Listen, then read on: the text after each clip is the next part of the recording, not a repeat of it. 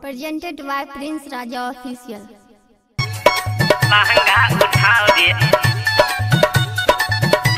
आधार card देखो चोरी के महंगा उठाओ दे Recording by Bhojpuri Unique Madhepura. अरे के यो न टोके गाना हिला जाओ आधार कार्ड देखो चोरी के लहंगा उठाओ रे आधार कार्ड देखो चोरी के लहंगा उठाओ अरे के यो न टोके गाना हिला जाओ आधार कार्ड देखो चोरी के लहंगा उठाओ रे आधार कार्ड देखो चोरी के लहंगा उठाओ रे लहंगा उठाओ रे लहंगा उठाओ रे आधार कार्ड देखो चोरी के लहंगा उठाओ रे Recording by Bhojpuri Unique Madhepura.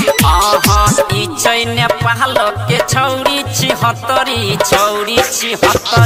ई चैने पहलो के छौरी छिहत्तरी ढोढ़ी इनार चलै कमर छै पतली अगला के छोरो पिछुलका में डालो आधार कार्ड देखो चोरी के लहंगा उठाओ रे आधार कार्ड देखो चोरी के लहंगा उठाओ अरे उठाओ न मुंह की देखता है रे लहंगा उठाओ रे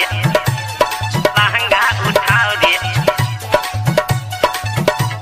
आधार कार्ड देखो चोरी के लहंगा उठाओ रे Recording by Bhojpuri Unique Madhepura.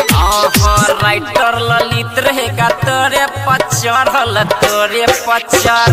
Brajesh Yadav रहेगा तोरे पचढ़ल प्रमोद प्रेमी देगा सबका के खबर आ जाए रुपेश बजाओ रे डीजे आधार कार्ड देखो चोरी के लहंगा उठाओ रे आधार कार्ड देखो चोरी के लहंगा उठाओ आधे के यो न टोके गाना गिला जाओ आधार कार्ड देखो चोरी के लहंगा उठाओ रे आधार कार्ड देखो चोरी के लहंगा उठाओ रे आधार कार्ड देखो चोरी के अरे मुंह क्यों देखता है भाई उठाओ ने रे Recording by Bhojpuri Unique Madhepura. Presented by Prince Raja Official.